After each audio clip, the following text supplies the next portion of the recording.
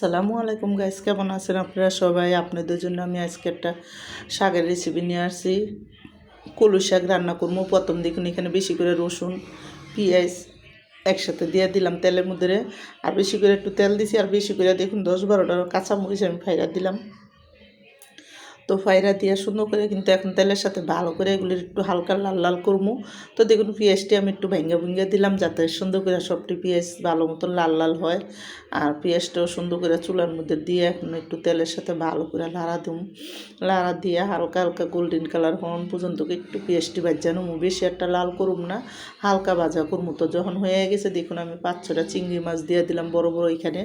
তো চিংড়ি মাছটি সুন্দর করে কাটটা ধুইয়া তারপরে আমি দিয়ে দিছি, দিয়ে কিন্তু এই তেলের সাথে ভালো করে একটু লাড়া দিয়া সুন্দর করে একটু করবো, শুকনা করবো, ভাজা করবো। তো ভাজা হইলে এক চিমটি মানে 1 চামচেরও আধা চামচ আমি হলুদের গুঁড়া দিছি, আধা চামচ মরিচের গুঁড়া, আধা চামচের কম হইব আমি এখানে মরিচের গুঁড়া, আর একটু ধনিয়ার গুঁড়া দিছি।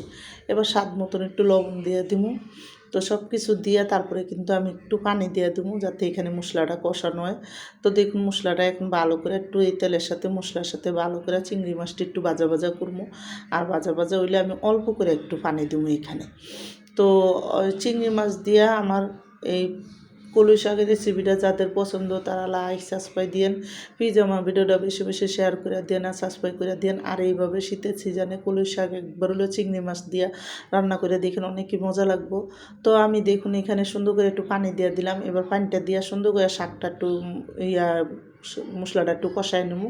আর মশলাটা যখন কষানো হয়ে যাব তখন আমি শাকটি দিয়ে দেব।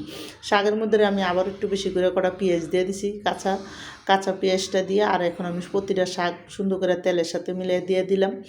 দিয়ে কিন্তু আমি ডাকবো না ডাককে শাকটা রান্না করবো।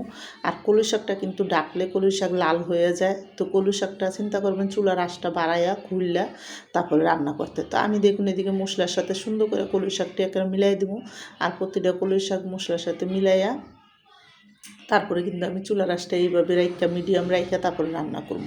আমি কিন্তু শাকটা ডাইখা দেবো না, মিডিয়াম রাখবো, রাইখা তারপর শাকটা রান্ধুম। সুন্দর মতন যেই পানিটা উঠবো ওই পানিটা শুকায় একটা হয়ে যাওয়ান পর্যন্ত শাকটা আমি রান্না করব। তো দেখুন শাকটা ভালো মতন উন্না কিন্তু সুন্দর অর্ধেক পানি শুকায় গেছে, তার একটু শুকান পর্যন্ত আমি শাকটা রান্না করে নিব। তো দেখুন আমার শাকটা কিন্তু সুন্দর সবুজ হয়েছে, আর প্রতিটা শাক সুন্দর মতন ভাজা হয়ে যেতেছে। আর আমি দেখুন সুন্দর করে বারে লাইরা চাইরা শাকটা রান্না করে উঠাই দেব। তো দেখুন এইভাবে করে শাকটা ভালো করে লাড়াচাড়া দিয়ে একটা তেল যখন হয়ে যাব তখনই উঠামো। আর আমার কিন্তু দেখুন এদিকে শাকটি কিন্তু ভালো মতন লাড়াচাড়া দিয়ে রান্নাটা শেষ। আমি এখন শাকটা নামাই দিছি, আমার শাক রান্না।